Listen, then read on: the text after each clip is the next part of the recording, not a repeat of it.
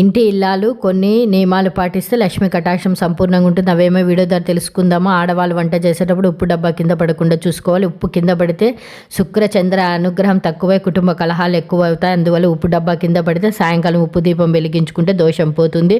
కుంకుమ జారి కింద పడితే కుటుంబంలో అన్యోన్యత తగ్గిపోతుంది. అందుకు ఆడవాళ్ళు కుంకుమ కింద జారిపడిన రోజు అమ్మవారి ఆలయంలో కుంకుమార్చన చేయించుకోవాలి. వంట చేసేటప్పుడు కానీ పూజా మందిరంలో కానీ దీపారాధన చేసిన నూనె కింద పడితే మానసిక ఆందోళన అప్పుల సమస్య పెరుగుతుంది. అప్పుడు ఆ దోషం పోవాలంటే ఇంటి యజమానురాలు కానీ నువ్వుల నూనె శనివారం దానం ఇస్తే ఆ దోషం పోతుంది. పూజా పళ్ళెం కింద పడితే దేవాలయంలో ఇష్ట దైవానికి అర్చన చేయించుకోవాలి. దీపారాధన కుందులు నేల మీద పడితే ఆ దోషం వల్ల ఆర్థిక ఇబ్బందులు ఎక్కువ అవుతాయి. అప్పుడు దేవాలయ ప్రాంగణంలో ప్రదోషకాలను దీపారాధన చేయాలి. రుద్రాక్షల కింద పడితే దృష్టి దోషాలు ఎక్కువ అవుతాయి. అప్పుడు మనం రుద్రాక్షలు కలిపిన నీటితో శివునికి అభిషేకం చేయించాలి. పెళ్లి అయినటువంటి ఆడవాళ్ళు గుమ్మడికాయ, కత్తి, బ్లేడు, చాకు, మిరపకాయలు ఇవి ఫ్రీగా పుట్టింటి నుంచి తీసుకురాకూడదు. కొత్త డబ్బు చెల్లించి తీసుకోవాలి. అలాగే అద్దం కూడా పుట్టింటి నుంచి తీసుకురాకూడదు. ఆ పుట్టింటి నుంచి అద్దం తీసుకొచ్చేట కొత్త డబ్బు చెల్లించి మనం తీసుకొని రావాలి. వీడియో నచ్చితే తప్పకుండా లైక్ చేయండి, షేర్ చేయండి, సబ్స్క్రైబ్ చేయడం మాత్రం